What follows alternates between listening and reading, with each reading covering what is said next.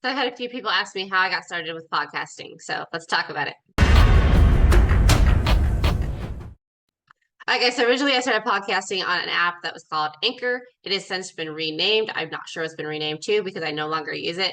Now, Anchor was great because it was an actual podcast. You could edit the audio and everything right on the app. And then when you posted it to Spotify. The problem is I don't use Spotify, so it really wasn't beneficial for me in that sense. Thankfully, with new technology and whatnot, YouTube is perfect for podcasting. Why? Because you have video format as well as audio, which some people do enjoy the video format over just the audio. Or if they do just enjoy the audio, they can just set it to play and then they're good to go. So how did I get started? Well, I started with an idea, right? And so both my podcasts now I do with other people. So with my Making Finances Sexy podcast, I talk with Jess, who's a certified instructor for the company 101 Financial, and we are both realtors here in Phoenix. So we focus on helping people get smart with their finances and start saving for their big goals, whether it be buy a house, buy a car, go on vacation, travel the world, whatever it might be.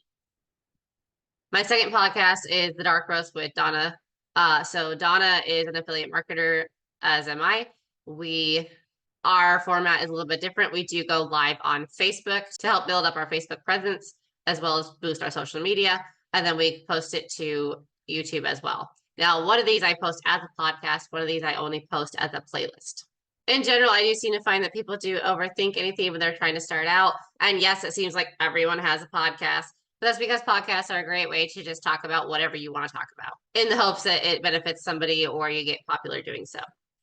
So again, my Making Finances Sexy podcast is specifically designed to talk about things like life insurance, health insurance, saving properly, budgeting properly, etc., to help people be more smart with their money because we just don't get good financial education here in the United States. And then, of course, The Dark Roast is focused on helping struggling affiliate marketers or people who are struggling because of the economy start new side hustles, figure out what they want their business to look like, get it up and running, and of course, be successful. So the first thing when it comes to a podcast is, what do you want to talk about or what do you want to educate people on? Think about that primarily. Secondarily, do you want to do it by yourself or do you want to do it with somebody else? The benefit of doing it with somebody else is when you're out of ideas, they're there to take up the slack.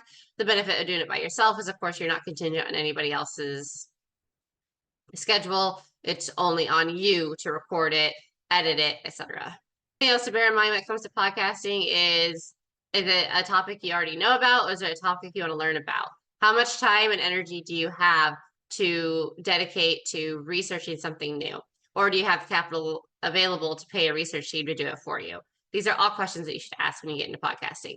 But podcasting, as with starting a side hustle, starting a new business, anything like that, the key thing is just start. Even if, like I said, you start it as shorts across Instagram, YouTube, etc., and then post longer podcast form on YouTube and then start posting longer podcasts on Spotify and things like that. Just getting started is the first step to success.